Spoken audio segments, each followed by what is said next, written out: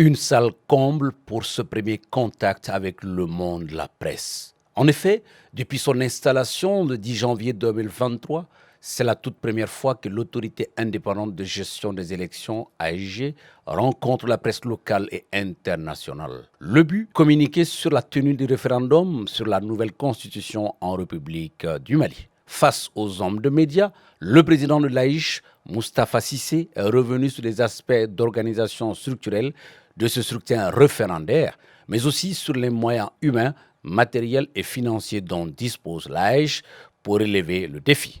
Je voudrais dire ici que, en ce qui concerne l'AIG, en termes d'organisation structurelle de l'AIG, nous sommes prêts. Nous sommes prêts en ce sens que le décret a été pris pour convoquer le collège électoral.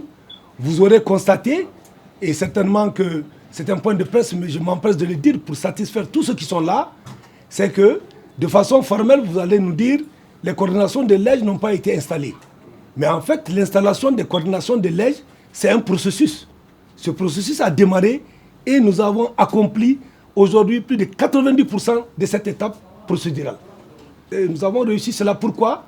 Parce qu'il est dit dans la loi électorale qu'au niveau de l'article 4, que l'AIG a pour prérogative l'organisation et la gestion du scrutin de l'ensemble des opérations électorales. Mais à l'article 5, la loi électorale a dit que nous devons bénéficier et que nous pouvons bénéficier à tout moment de l'appui de l'administration. Nous nous inscrivons dans cette dynamique et nous nous sommes inscrits dans cette dynamique pour demander à l'administration bien avant aujourd'hui, depuis bientôt quelques temps, la mise en place du processus et l'écoute des différentes structures et organisations qui devaient composer les différentes coordinations de l'AIG. Et nous avons écrit officiellement à l'administration territoriale pour demander son appui conformément aux dispositions de la loi électorale pour la désignation des membres des différentes composantes qui doivent siéger au sein des différentes coordinations.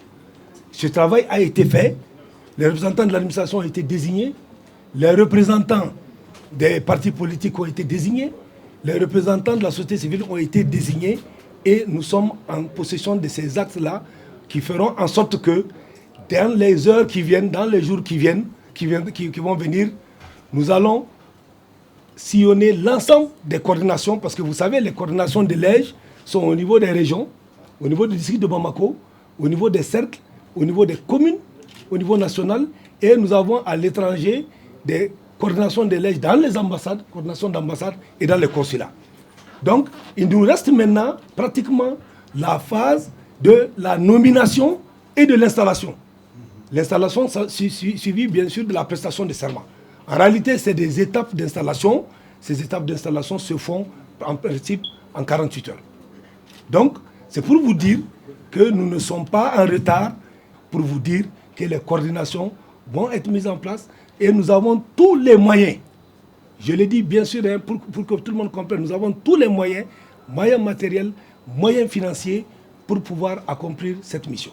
Je voudrais ici, au nom de tous mes collègues de l'AIG, présenter un peu nos excuses aux partis politiques et à la société civile parce que nous ne nous sommes pas retrouvés dans ce cadre avant la tenue de ce point de presse, mais nous le ferons très rapidement dans les jours à venir pour que nous puissions recueillir leurs observations, leurs critiques et leurs conseils, puisque en matière électorale, l'inclusivité est le mot d'ordre pour tout processus qui doit pouvoir être transparent et le nôtre ainsi.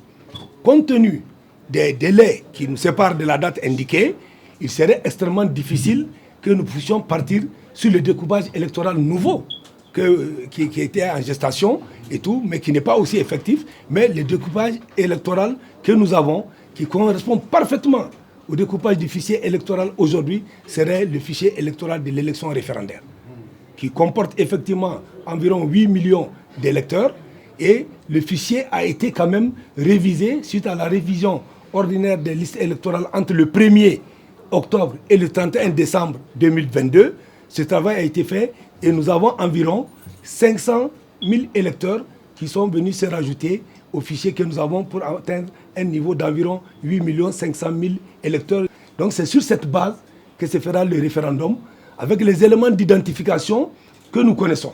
Mais maintenant, sur les éléments d'identification, nous avons aujourd'hui la carte d'identité biométrique nationale sécurisée qui a été érigée en carte d'électeur. Mais vous savez bien que compte tenu des délais et du contexte dans lequel nous sommes, les cartes d'électeurs vont continuer à être éditées et sous la supervision, et j'ajouterai même le contrôle de l'EDGE parce que nous avons supervisé cette activité. Nous l'avons lancée en tandem avec le ministère de l'administration territoriale, le ministère de la sécurité et la protection civile. Donc nous allons continuer ce travail de distribution, de confection, de distribution et de supervision de cette opération pour que les cartes biométriques continuent à être distribuées. Mais au moment de la tenue du scrutin référendaire, vous conviendrez avec moi qu'il va falloir effectivement réfléchir et nous sommes en train d'aller vers l'utilisation des cartes d'électeurs qui vont venir être complétées par des éléments d'identification nationale que nous connaissons, les pièces d'identité légalement reconnues en République du Mali qui permettent d'identifier l'électeur. Je ne voudrais pas rentrer dans l'énumération, elle va être exhaustive. Voilà l'échiquier, comment est-ce que ça se présente et nous voudrons rassurer les uns et les autres. Nous voudrons rassurer ceux qui sont sceptiques que la dynamique est enclenchée et de façon volontariste, de façon responsable, nous sommes dans l'action pour l'accomplissement de tout ce que nous devons pouvoir faire. Côté âge, tout semble fin prêt pour la tenue de ce référendum sur la loi fondamentale. Il faut rappeler que l'écriture d'une nouvelle constitution est une recommandation phare des Assises nationales de la refondation. Le 18 juin prochain, les électeurs auront à répondre oui ou non à l'épineuse question, je cite, approuvez-vous le projet de constitution ?